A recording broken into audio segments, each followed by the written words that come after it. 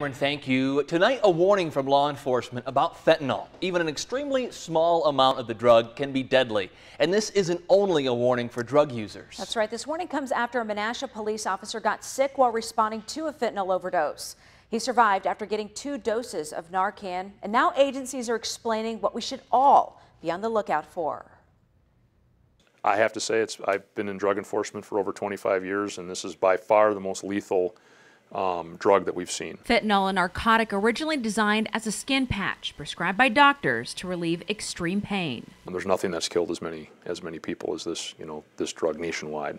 So it's a huge concern. Now being cut up and mixed into other drugs like heroin, cocaine, even marijuana. The pharmaceutical drug is many times more potent than morphine and heroin all by itself. Brad Dunlap with the Lake Winnebago Area Meg Unit says fentanyl first came onto the scene about 2 years ago in the Fox Valley. They've seen numerous overdose deaths here and nationwide.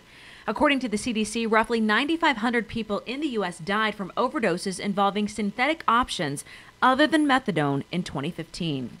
At the wholesale level, it's cheaper. At the retail level, it's being sold here in the valley at the same cost, which is about 1/10 of a gram for $40. But an amount much smaller can kill. Extremely potent forms are hard to detect, as in the case of the Menasha officer this week, exposed after responding to a person not breathing. That person later died. When they got on scene, he wasn't in his vehicle. There was no drug paraphernalia on him. There was no drugs in the vehicle that was found.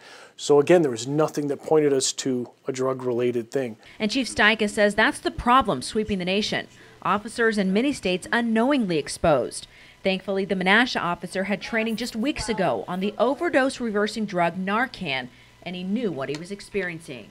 He actually remembers trying to reach out for the microphone and to call out and call for the ambulance, and just having to struggle to actually get his hand onto the microphone and to key it up. Now Chief Steika says his department will be doing more to better analyze situations, even when drugs are not always apparent.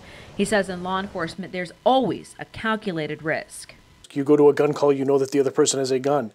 When you're going to go give CPR to someone to try to save their life, that's probably not the time that you're thinking that it might end your life.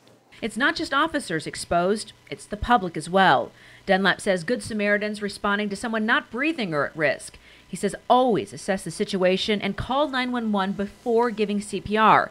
Same goes for a loved one giving Narcan.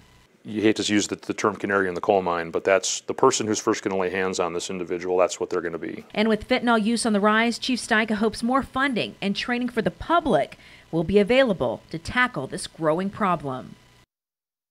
Now, for more information about the signs of fentanyl exposure and what you should do if you think you come into contact with it, just visit our website and click on this story. Well, the Department of Justice says more than 80 alleged child sex predators were arrested in Wisconsin in just 2 months. Operation Broken Heart had more than 60 police departments working together. 2 of those task forces were right here in northeast Wisconsin. NBC 26's